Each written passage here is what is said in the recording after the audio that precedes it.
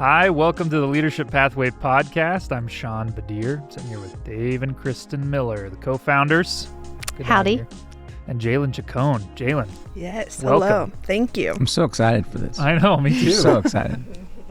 Jaylin is here all the way from Seattle, Seattle, Washington, but you're from Colorado. I am. I came home for this. You're a Colorado native. Yep.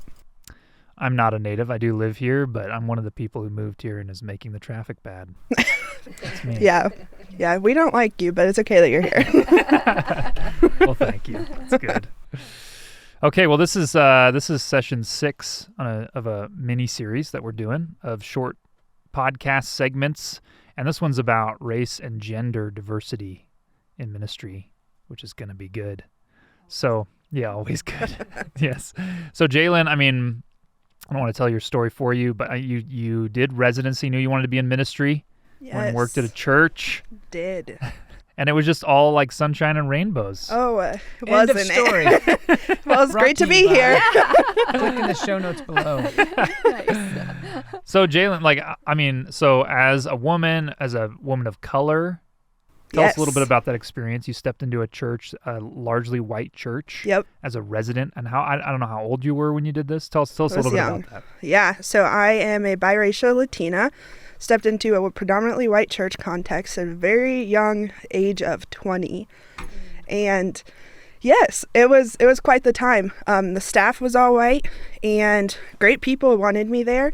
Maybe didn't understand what it meant to have me come on staff. They saw a young dynamic leader who had potential and looked a little different, and that was exciting for the generations that are coming up. They liked that a lot. And so got on staff or got into residency. Later was on staff for a short time. And very quickly, within like the first few months, started to really see the reality of being a female and a person of color.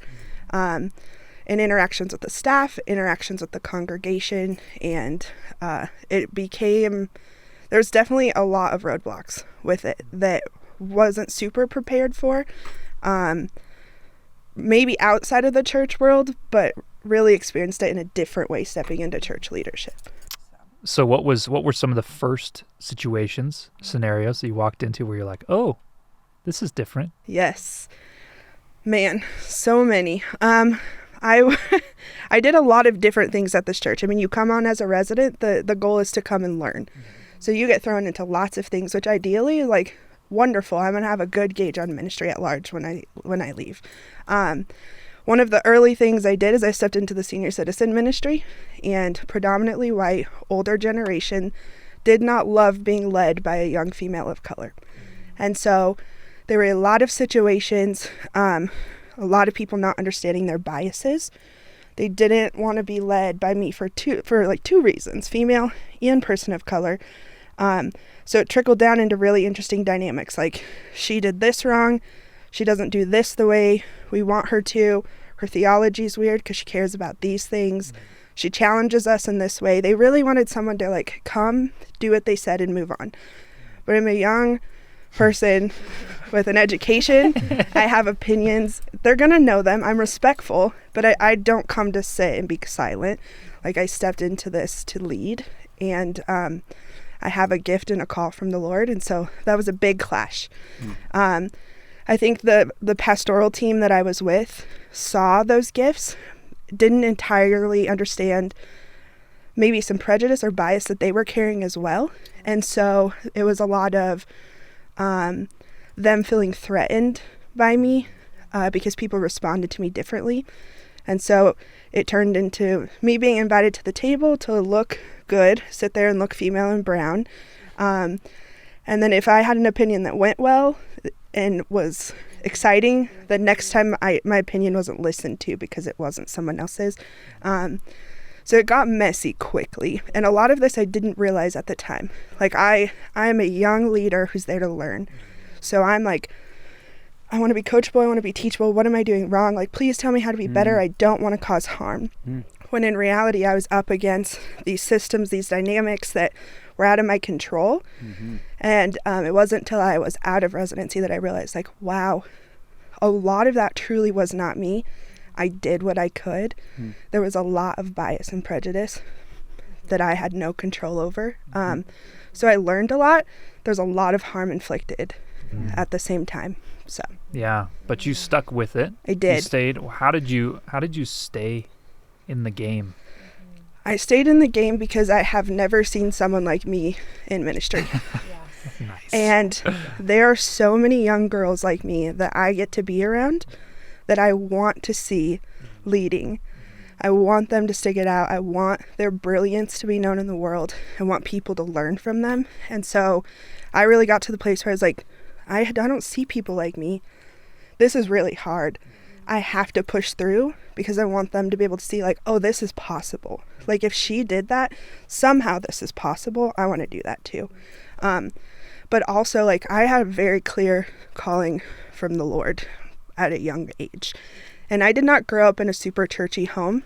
And so it wasn't like something I knew about or something that was like put into me like, oh, calling this, calling that. Like I knew at a young age, like you're going to be leading people. You're going to be in ministry. And I didn't have this language at the time, but like you are going to be partnering with God to bring justice to the oppressed. Like at the time it was taking care of people that were in need, that were poor, which ironically was my people, my family.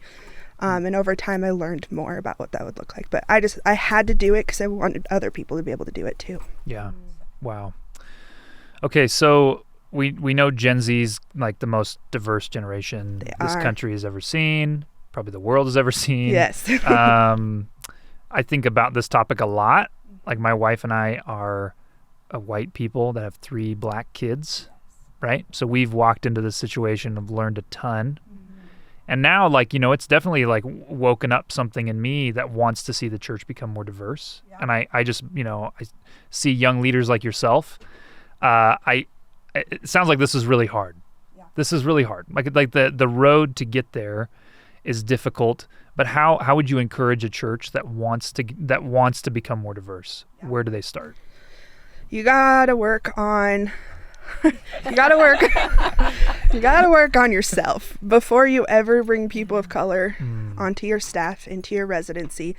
You have to pause and do some work, assess your bias, your prejudice. There's 2 things that I was talking about. You have to understand your pride and you have to understand your privilege. And you have to get to a place where you're not just willing to extend your privilege to other people, but you deeply desire to extend it to people. So when a person of color comes on your staff, you're going to do whatever it takes to fight for them, not speak for them, not fix all their problems, not to be their savior, but you're going to stand there and partner with them. You're going to open spaces for them to talk. And also, like, diversifying for the sake of diversifying causes significant harm. You want to bring people of color in that you trust, whose brilliance you see, and who you're ready to allow to lead with authority, not just sit there and look good. If you can't do that, you really should not be hiring people of color. We could spend like an hour talking about that, probably. Yeah. Oh, yeah. Wow. Yeah, because I believe it's like, you know, for the most part, the conversation's well-intentioned. Like we want to... Yes. And then you get into it, and it's a different conversation, isn't it? Oh, for sure. Yeah, we're definitely getting to the place too. This might sound a little harsh, but we're getting to the place where well-intentions aren't good enough anymore. Oh, of course. And so No, of course. It's like, yes, this desire is good, and we know that the kingdom of God is at its fullest when it is representing so many different dynamics of people.